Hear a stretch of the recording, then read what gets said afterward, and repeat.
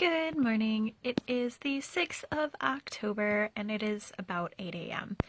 So, every once in a while, I feel the need to do a challenge, and it is called the Unf Your Habitat Weekend Challenge.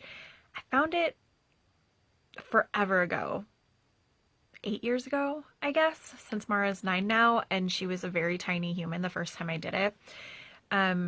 So F, which is not F, but you know what I'm saying. Your habitat was a Tumblr. Now you can get apps for your phone for it. I don't know if it's out for Android yet. Last time I checked, which was probably a year ago, it wasn't. So they also have an Instagram account and stuff, but basically it's just kind of a motivational tool to clean up your space. And I clean on a regular, but every once in a while I feel like I need to extra clean. So the weekend challenge is 8 challenges one day and then 6 challenges the next day to clean around your house. I am just going to do the first 8 challenges for today. And the way they recommend it is doing 20 minutes per challenge and then a 10-minute break. I'm going to do 20-minute challenge and then 20-minute break because that is what I found works really well for me. So we're about to start this around my house. I'll read it to you. I'll read what the challenge is. Challenge 1, get out of your bed and pay it some attention. Throw your bedding in the washer before you start today's adventures. Then add detergent and start the washer. Smart butt. Be honest, your sheets need washing, don't they? If not, or if you don't have access to a washing machine right now, make your bed. After you start the washing machine or make your bed, round out your 20 minutes washing some dishes, unloading or reloading your dishwasher, or scrubbing your sink and drying rack. So my bedding is pretty clean. I just changed it a few days ago. I know I changed it midweek. I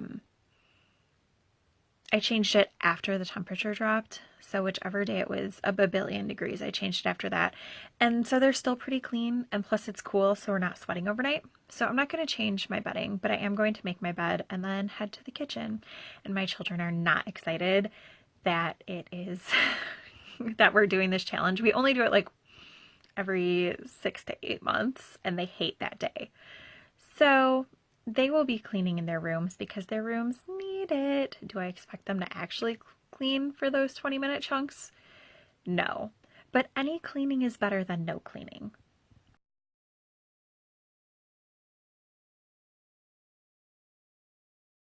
About to start challenge 2.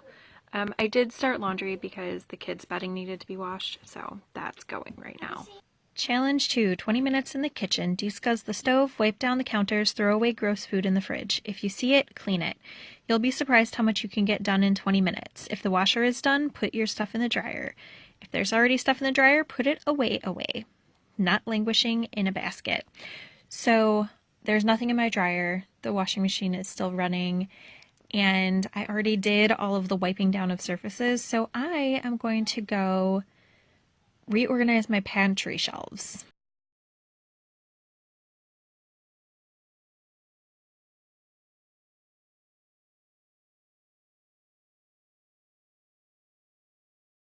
Bathroom is clean, and now it's about 10 in the morning, and Patrick and the kids just went out to get Tim Hortons because I feel like we deserve it. And I will continue on with the challenge a little more over today, but I want a break and I want Tim Hortons. So they're out doing that, and I'm enjoying the peace and quiet that is in my house, where the only sound is the dryer running right now. And while they do that, I am going to do another square on the blanket. I just finished this one. And then put a couple rounds on this sock, because I realized that if I finish this pair of socks by the 15th also, that would be another thing that I could put in the That's Your Cue knit along. And I think I could. They're going fairly quickly. Today is the 6th, and I am almost to the heel on the first sock, and I have the cuff finished on the second. So I think I could do that. I also want to paint my nails because that's ridiculous. Or at least take the nail polish off. I'm kind of thinking of painting my nails. We'll see. Nail polish coming off is definitely going to be a thing today, though.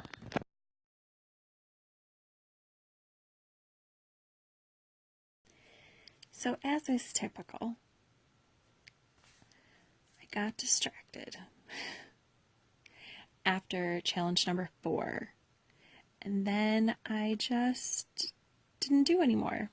But that's okay, because what we did instead was we binge watched some Studio Ghibli movies, all hanging out as a family on the bed. So it's fine. I'll get back to the challenge tomorrow or next week or whatever. It's not a big deal. I did edit the vlogs. I did paint my nails. As you can see, I kind of not super neat about it. It's fine. All those little extra places will wash off tomorrow when I do dishes. So over here, I did this yesterday. I finished this cuff yesterday. So let's update that. And then today, I didn't finish any of the things over there because it was Scrappy Sunday is the hashtag. So I worked on scrap blankets. Today was chill again. I read so much today. I will show you in a moment. I did so much reading and cleaning. I still didn't spin, but I did do a modular thing. So there is that. In addition to all the modular knitting, I did do all of this work on the second Fruit Loop socks. I'm still not through the leg on the first one, but I know me, and if I finish the first one and then have to make a whole second one, I'll still do it. I'll just hate it. So, worked on this one today, and maybe I'll work on the other one tomorrow. Maybe I'll continue on with this one tomorrow. I will probably continue on with this one until I get to the point where I change needle sizes. And then I'll work on the other one until I change needle sizes on that one. I also did a lot of reading today. So first up, I read An Extraordinary Union by Alyssa Cole. I read about 180 pages in this book today and finished it. And it was really, really good. I think out of the trilogy, this one might be my favorite. I don't know if it's because I read it last or because I just like the story the best, but I really, really like this one. It's very, very well written. They're all well written. All of the characters are great in her books. I really, really enjoyed this one, even though there was a lot of stuff in it that was cringeworthy. Because it's about the Civil War, and that was a very cringeworthy point in our history, and a lot of what the book deals with is still stuff that we're dealing with today. I also read 140 or so pages in Rethinking Normal by Katie Rain Hill, which is the memoir of a transgender young woman. I don't really have anything to say about it.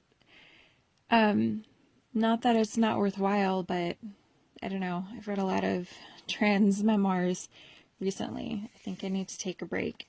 It was nice to have another perspective on transitioning. The other two that I read were, one was male to female, and one was female to male. This one is male to female. And each person has different experiences, but I think I need a different topic. Still worth reading, though. And all three of the ones that I've read recently, Rethinking Normal, Transmission, and Being Jazz, are very, very different stories. All worthwhile. I just don't have anything to say because I read too many at one time. And so I started steampunk. I am 1.5 stories into it. I don't remember how many stories there are. There we go. 14 stories. It probably says that on the cover, doesn't it? Oh no, it doesn't specify. So I've read Some Fortunate Future Day by Cassandra Clare, who is an author I like, and now I'm reading The Last Ride of the Glory Girls by Libba Bray, who is an author who I've read, but I'm not overly fond of. I don't dislike her work. I just don't love it. And then I don't know who most of these authors are. I know Garth Nix. I've read 2 books by him. And then, of course, Holly Black. I know. But I don't know any of these other authors. So maybe I'll find someone whose stuff I really, really like and fall down another reading rabbit hole. We'll see. So that's all the things for tonight, and I will see you guys tomorrow.